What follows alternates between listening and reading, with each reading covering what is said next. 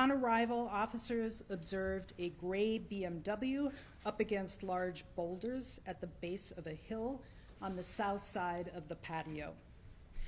Based on officer observation and witness statements, the operator of the vehicle, Stephen Frane Bailey, had driven through the metal fence surrounding the Park Tavern patio and had struck several people.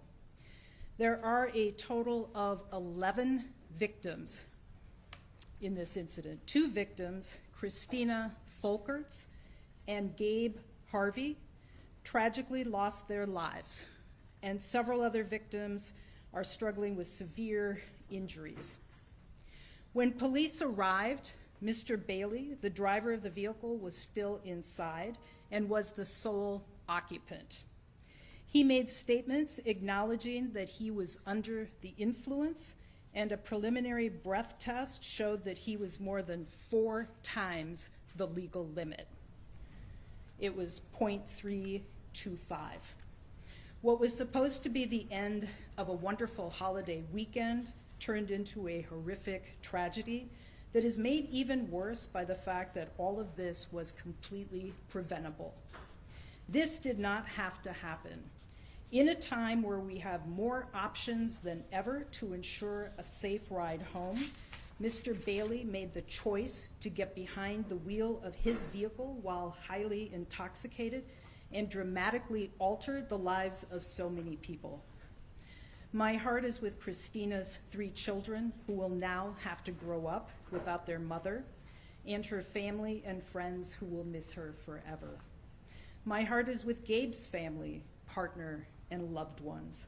And my heart is with all the staff members and patrons at Park Tavern who will have the traumatic image of a vehicle barreling through the patio and striking so many folks forever seared into their memory. They deserved better, and it's a shame that one person's choice has left indelible scars on so many lives. Nothing can change what happened on Sunday night, but we can and will hold people accountable when they choose to get behind the wheel while intoxicated and kill and injure people.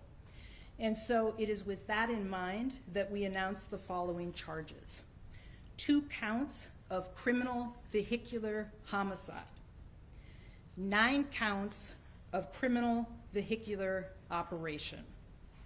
The number of charges may rise if more victims are located or come forward.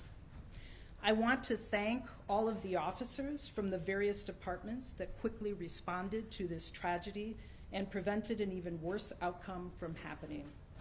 Thank you to all of the first responders who provided critical medical aid that undoubtedly saved lives that night. But above else, I want to extend my deepest heartfelt condolences to the families of Christina and Gabe, who tragically lost their lives because someone made a selfish decision. With that, I will take a few questions.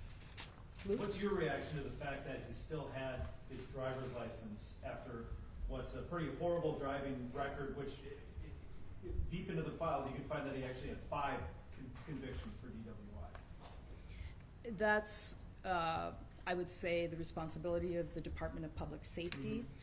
Having a license is a privilege, and the Department of Public Safety sets the standards for when a person gets their license back.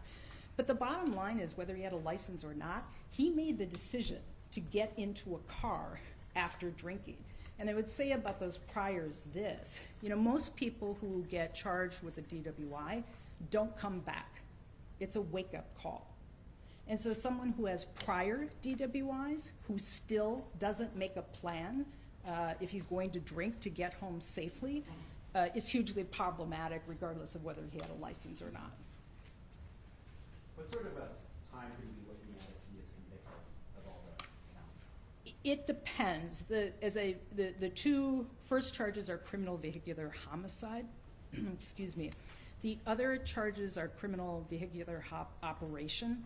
Those are somewhat dependent on the severity of the injuries of others. So we're going to have to wait and see what the hospital records say, see if there are other victims here, and sit down and figure out what is an appropriate sentence in this case, if he is convicted.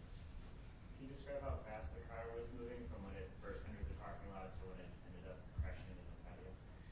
The state patrol arrived at the scene, and they are doing accident reconstruction. So I would expect them to have information on that. I would expect to have more information about that in the coming weeks. One thing that we do know is that he rapidly accelerated, and there didn't seem to be any application of any brakes. His statement, according to the complaint, is that he was heard saying that he hit the gas instead of a brake. Does the evidence kind of support that that's how this went down? Yes, there is a video that does show that. Do you know how many people were on the patio at the time of the crash? I do not. I do know that there were children present, which is one of the reasons why we are going to file a Blakely notice that would give us the option of a greater sentence. I've been told that there were children who moved off the patio to go bowling just before this happened. Were any of those children injured? No. People need to come forward because they were injured, but they're, not ready to do so. How do they do that? They would call the St. Louis Park Police Department. And that's true. We had 9 victims. I mean, some people were seriously injured and taken to Hennepin Medical Center. If there is anybody else who has injuries that just didn't report it in the chaos that followed, they should contact the St. Louis Park Police Department. Can you speak at all to his intent? Was he going there to perhaps enjoy a night out? Was he trying to park and for some reason chose not to? Can you speak to any of that? I can't speak to his intent. What we know is that he appeared to be trying to park in the parking lot, hit another car, and then hit another car that was moving, and then it appears he hit the accelerator instead of the brake. But I don't know. Was he trying then to perhaps leave, or was he then trying to find a different spot? We don't know. As far as context on the charges, when somebody's not intentionally trying to kill people, but they're drunk and obviously reckless, is this basically the biggest charges they can get in a situation like this? Criminal vehicular homicide, yes. But as I said, we will file notice of Blakely. In non-technical terms, that means we would be asking permission to seek a greater sentence, potentially if we feel that that's appropriate when we gather all of the information here. And prior conduct kind of plays into that, like past DWIs? It does in terms of looking at what's appropriate.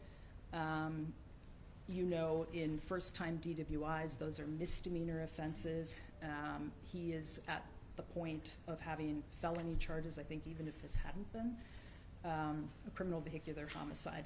But we will be looking at all of the information, including the accident reconstruction. We'll be talking to all of the victims here, their families, and we will have to make a decision about what we think is an appropriate sentence. But we have noticed the court that we intend to seek potentially a greater sentence. Mary, Yes. You've been around a long time, public defender's office now as county attorney. Is this the worst, one of the worst alcohol, criminal vehicular homicide cases you've seen? How would you characterize it? Yeah, one of the things I've noticed as Hennepin County attorney is how many criminal vehicular homicides we have.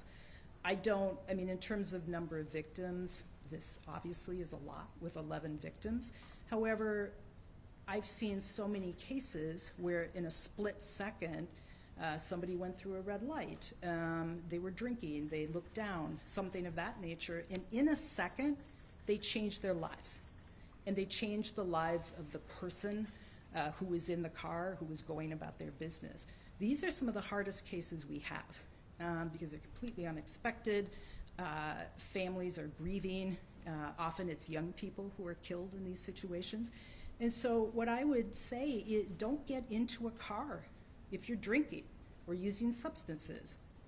Don't get into a car and drive. In a second, you could kill someone. And some people, may look at it as, what are the odds that I'm going to get caught? What I would ask people to think about is, whether you get caught or not, how would you feel if you had to live the rest of your life with the fact that you took somebody's life and left their children without a mother and their family without their loved one? That's what I would ask people to think about before they get into a car when they've been drinking or using any other kind of substances. Mr. Bailey hurt in the crash at all? Excuse me? Was Mr. Bailey hurt in the crash at all? I understand he was taken to Hennepin Health, where he was evaluated there. He remains jailed?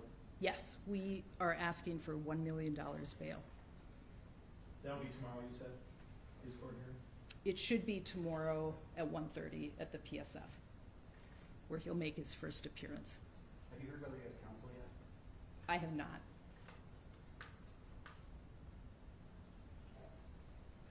Thank you.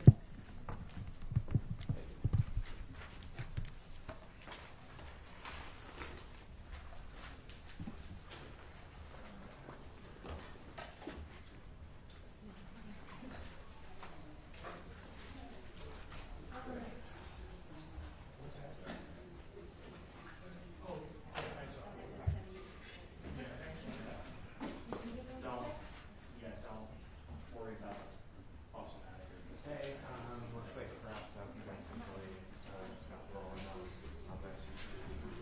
All right, cool. Thanks.